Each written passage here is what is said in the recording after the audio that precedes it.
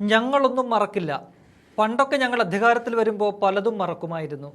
ഞങ്ങളുടെ കുഞ്ഞുങ്ങൾ ഏറ്റുവാങ്ങിയ മർദ്ദനങ്ങളും അവരുടെ ചോര ഈ കേരളത്തിൽ വീണിട്ടുണ്ടെങ്കിൽ അതൊന്നും ഞങ്ങൾ മറക്കില്ല. നവകേരള യാത്രയ്ക്കിടെ ഞങ്ങളുടെ കുഞ്ഞുങ്ങൾ അക്രമമൊന്നും നടത്തിയിട്ടില്ല.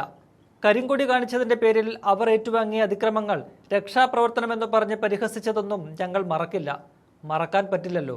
അതായത് ആ കുഞ്ഞുങ്ങളെ മറന്നുപോയി എന്നാണ് അതിൻ്റെ അർത്ഥം. പ്രതിപക്ഷ നേതാവായിരുന്ന വി ഡി സതീശൻ്റെ വാക്കുകളാണിത്.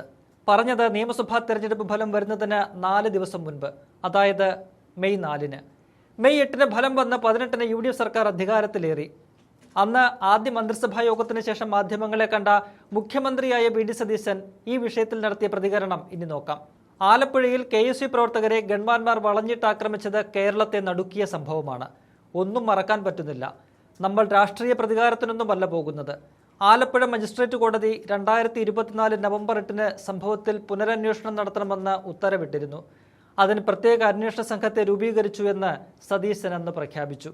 SP ഷൗക്കത്ത് അലിയുടെ നേതൃത്വത്തിലുള്ള സംഘം സമഗ്രമായ അന്വേഷണം നടത്തി കേസിലെ കള്ളക്കളികളും കുറ്റക്കാരെയും എല്ലാം കേരളീയ സമൂഹത്തിന് മുന്നിൽ തുറന്നു കാട്ടി. ആ കള്ളക്കളികൾക്ക് നേതൃത്വം നൽകിയത് പോലീസ് തലപ്പത്തുള്ള ഉദ്യോഗസ്ഥനായിരുന്നു എന്നതായിരുന്നു പ്രധാന കണ്ടെത്തൽ.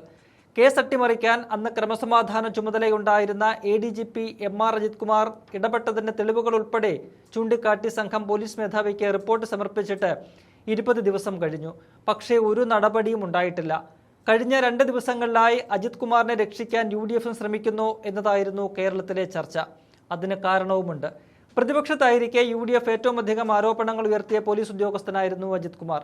അതേ ഉദ്യോഗസ്ഥനെ തങ്ങളുടെ ഭരണകാലത്ത് ഒരു കേസിൽ കുറ്റക്കാരനെന്ന് തെളിഞ്ഞിട്ടും എന്തുകൊണ്ട് നടപടി സ്വീകരിക്കുന്നില്ല എന്നത് പല സംശയങ്ങളും ഉയർത്തുന്നുണ്ട്. അജിത് കുമാറിനെ രക്ഷിക്കേണ്ടത് സർക്കാരിൽ ആരുടെ താല്പര്യമാണ് എന്നതാണ് അറിയാനുള്ളത്. കേസുമായി ബന്ധപ്പെട്ട് ഇന്ന് വന്നിരിക്കുന്ന വാർത്ത അജിത് കുമാറിനെതിരായ റിപ്പോർട്ട് DGP മടക്കി എന്നതാണ്. റിപ്പോർട്ടിലെ ചില ഭാഗങ്ങളിൽ കുറച്ചുകൂടി വ്യക്തത വേണ്ട ഭാഗങ്ങളിൽ തുടരന്വേഷണം നടത്തണം എന്ന് നിർദ്ദേശിച്ചാണ് DGP റവാഡ ചന്ദ്രശേഖറിന്റെ നടപടി. ചില മൊഴികളിലും തെളിവുകളിലും വ്യക്തത വേണമെന്നാണ് DGPയുടെ നിലപാട്. ഒരു അന്വേഷണ റിപ്പോർട്ടിൽ DGP വ്യക്തത തേടുന്നതിലോ അതിനായി മടക്കുന്നതിലോ തെറ്റില്ല. പക്ഷേ ഇവിടെ റിപ്പോർട്ട് മടക്കിയ സമയമാണ് പ്രധാനം. 20 ദിവസത്തോളം കയ്യിൽ വെച്ചിട്ടാണ് അതിൽ വ്യക്തതയില്ലെന്ന് പോലീസ് മേധാവിക്ക് മനസ്സിലായത്. ഇനി റിപ്പോർട്ട് മടക്കിയ ഈ സമയത്തിന്റെ പ്രത്യേകത എന്തെന്ന് നോക്കാം. ഇന്ന് ജൂലൈ 14-ആണ്. ഈ മാസം 31-ന് DGP പദവിയിലുള്ള നിതിൻ അഗർവാൾ വിരമിക്കുന്നു. ഒഴിവ് വരുന്ന DGP തസ്തികയിലേക്ക് പുതിയ ആളെ കണ്ടെത്തണം. നിലവിലെ സീനിയോറിറ്റി അനുസരിച്ച് DGP റാങ്ക് ലഭിക്കേണ്ടത് ADGP MR അജിത് കുമാറിനാണ്. എന്നാൽ എന്തെങ്കിലും നടപടി സർക്കാരിന്റെ ഭാഗത്തു നിന്നുണ്ടായാൽ അജിത് കുമാറിന്റെ സ്ഥാനക്കയറ്റത്തിന് അത് തടസ്സമാകും. അതുണ്ടാകാതിരിക്കാനാണ് ഇപ്പോഴത്തെ ഈ നീക്കങ്ങളെന്നാണ് ഉയരുന്ന വിമർശനം. ഈ മാസം 30-ന് മുൻപായി സ്ക്രീനിംഗ് കമ്മിറ്റി ചേർന്ന് DGP തസ്തികയിലേക്കുള്ള സീനിയോറിറ്റി ലിസ്റ്റ് കേന്ദ്ര സർക്കാരിന് സമർപ്പിക്കണം. ഇനി അതിനു മുമ്പ് അജിത് കുമാറിനെതിരെ എന്തെങ്കിലും നടപടി ഉണ്ടാകാനുള്ള സാധ്യത കുറവാണ്. പോലീസ് മേധാവി ഉന്നയിച്ചിരിക്കുന്ന വിഷയങ്ങളിൽ തുടരന്വേഷണം നടത്തി റിപ്പോർട്ട് സമർപ്പിക്കാൻ കാലതാമസം ഉണ്ടാകുമെന്ന് ഉറപ്പ്. ആ കാലതാമസത്തിന് വേണ്ടിയാണ് ഈ സമയത്ത് റിപ്പോർട്ട് DGP മടക്കിയത് എന്ന് സംശയിക്കേണ്ടിയിരിക്കുന്നു. അതായത് അജിത് കുമാറിന് പ്രൊമോഷൻ ഉറപ്പാക്കാൻ UDF സർക്കാരിലും പലരും ആഗ്രഹിക്കുന്നുണ്ടെന്ന് ചുരുക്കം.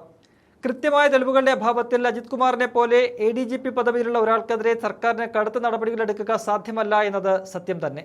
കാരണം അജിത് കുമാറിന് നിയമ നടപടികളുടെ വിജയം നേടാനാകും. അത് ഒഴിവാക്കാനാണ് ഈ നീക്കമെന്ന വിമർശനങ്ങളെ തള്ളുന്നവർ വാദിക്കുന്നുണ്ട്. പക്ഷേ ഇവിടെ അജിത് കുമാർ പ്രതികളായ പോലീസ് ഉദ്യോഗസ്ഥരുമായി നിരന്തരം ബന്ധപ്പെട്ടിരുന്നതിന് ഉൾപ്പെടെ തെളിവുകൾ അന്വേഷണ റിപ്പോർട്ടിൽ ഉണ്ടെന്നാണ് മറുഭാഗം ചൂണ്ടിക്കാട്ടുന്നത്. എന്തായാലും KC വേണുഗോപാലിന്റെ ഇടപെടലാണ് അനക്കമില്ലാതിരുന്ന കേസിന് 2 ദിവസമായി ജീവൻ വെപ്പിച്ചത് എന്ന് കാണണം. കാരണം KCയുടെ സന്തത സഹചാരിയാണ് അന്ന് പോലീസ് മർദ്ദനത്തിനിരയായ KD തോമസ് എന്ന KSU നേതാവ്. അതുകൊണ്ട് തന്നെ വിഷയത്തിൽ കുറ്റക്കാർക്ക് ശിക്ഷ ഉറപ്പാക്കേണ്ടത് KCക്കും അനിവാര്യമാണ്.